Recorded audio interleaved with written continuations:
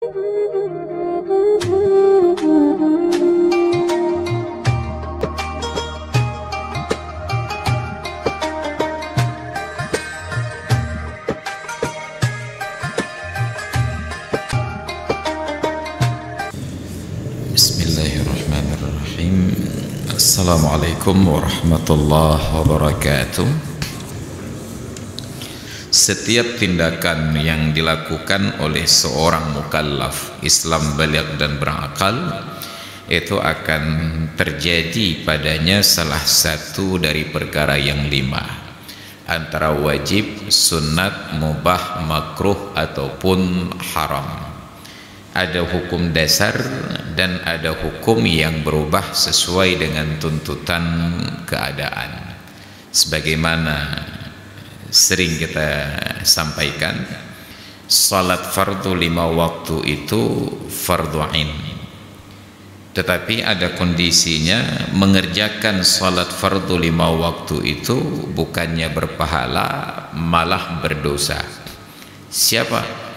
Orang-orang yang sedang tidak boleh mengerjakan sholat karena menstruasi dan nifas. Sholat fardu 5 waktu, di awal waktu sunat, ada kalanya menjadi wajib, ada kala menjadi makruh, ada kala menjadi haram. Kapan wajib? Untuk orang-orang yang terindikasi setelah lewat awal waktu sedikit, ada kesibukan yang tidak lagi mungkin untuk mengerjakan sholat fardu 5 waktu. Seumpama orang yang akan melakukan penerbangan sampai menghabiskan waktu sholat.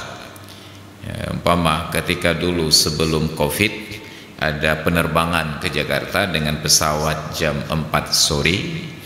Mungkin dalam ukuran sekarang karena masuk waktu asar pada jam 3:40, ada tersedia waktu 20 menit untuk sholat asar sebelum boarding dalam pesawat. Sholat di awal waktu dalam kasus ini menjadi wajib, karena bila dia tunda, tidak segera dikerjakan, nanti terjadi kondisi yang tidak mungkin sholat itu dilaksanakan sesuai dengan syarat dan ketentuan. Tapi intinya, di dalam Islam, pemahaman fikih itu mengajarkan prinsip kemudahan. Makanya Rasulullah diriwayatkan oleh Ummul Mukminin Aisyah, ma khayyara Rasulullah sallallahu alaihi wasallam bainal amrayni qattun illa ikhtara aisarahuma ma lam yakun ithman. Tidak pernah Rasul sallallahu alaihi wasallam dihadapkan pada 2 pilihan ataupun lebih sama sekali, kecuali pasti yang beliau pilih yang paling ringan di antara keduanya, selama yang paling ringan itu bukanlah dosa.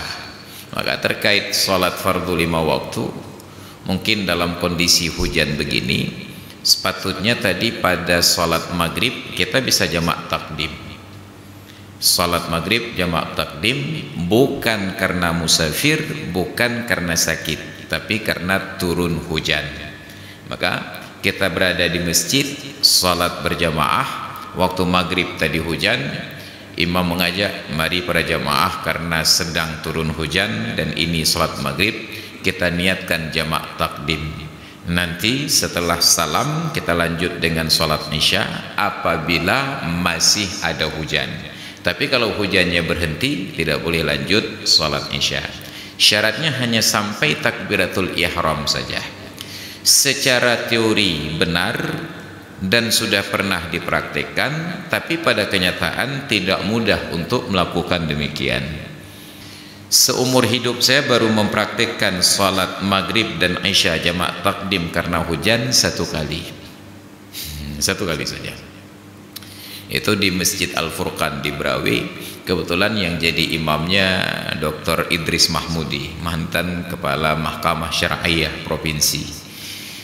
Idul Fitri waktu itu kalau nggak salah, ataupun Idul Adha, saya singgah di masjid itu salat maghrib, beliau jadi imam. karena sedang hujan, pada posisi berdiri imam beliau arahkan pandangan ke belakang, beliau luruskan shaf, lalu beliau bersabda, berhubung sedang turun hujan, mari kita niatkan sholat maghrib ini jamak takdim dengan sholat isya. Nanti bila masih hujan kita lanjut. Sampai salam ternyata masih hujan. Maka dikumandangkanlah qamat untuk sholat isya, dan terpecahlah jemaah menjadi dua. Ada yang ikut beliau, ada yang tidak ikut beliau. Yang ikut takbir, yang tidak ikut mundur. Setelah selesai sholat isya 4 rakaat jamak takdim, maka dua kelompok tersebut terjadilah pertentangan. Kelompok yang tidak ikut menyatakan, boh pu tak pegat ibadat yang kongkon.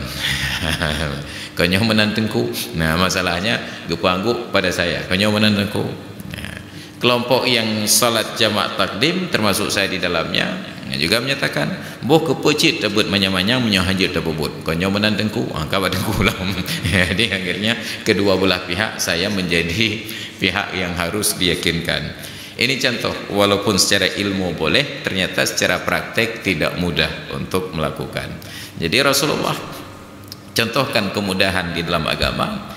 Kita berdalih, kenapa harus jamak takdim? Padahal dari rumah ke masjid kita ada payung sekarang ini. Dari rumah ke masjid kita ada mobil sekarang ini. Ini bukan tentang ada mobil, tidak ada mobil, ada payung, tidak ada payung. Bahkan di dalam kitab-kitab fikih itu oleh para ulama katakan, bahkan ketika jarak dari rumah kita ke masjid itu mungkin ditempuh pada waktu hujan tanpa terkena air karena bersambung dengan atap-atap rumah warga, tetap berlaku jamak takdim. Kenapa? Karena sudah diberikan rukhsah. Ini contoh betapa di dalam agama kita diberikan kemudahan oleh Allah dan oleh Rasulnya. Tapi kita tidak mau praktek, kita tetap ingin standar yang lebih sulit dan lebih rumit. Maka kita pertanyakan, berapalah harga payungmu dan berapalah ongkos cuci mobilmu sampai engkau tunda sholat dari awal waktu. Ini sungguh dakwah yang tidak sesuai dengan ruh syariat. Bukan kita tidak mau taat, tetapi syariat memberikan kemudahan, dan kemudahan itu justru lebih dipromosikan di dalam Islam daripada kesulitan tadi. Makanya kata Nabi, orang yang musafir memenuhi syarat tetapi tidak jamak, tidak qasar, dan tidak berbuka puasa, maka itu adalah orang yang sombong. Tidak termasuk bertakwa orang-orang yang tetap berpuasa dalam safarnya, tetap salat penuh dan tidak qasar. Maka justru Nabi mempromosikan kemudahan-kemudahan ini karena sesuai dengan prinsip ayat Al-Quran, yuridullahu bikumul yusra wala yuridu bikumul usra. Allah inginkan kemudahan-kemudahan kepada kalian, dan Allah tidak inginkan adanya kesulitan-kesulitan. Hanya kita yang mempersulit diri sendiri.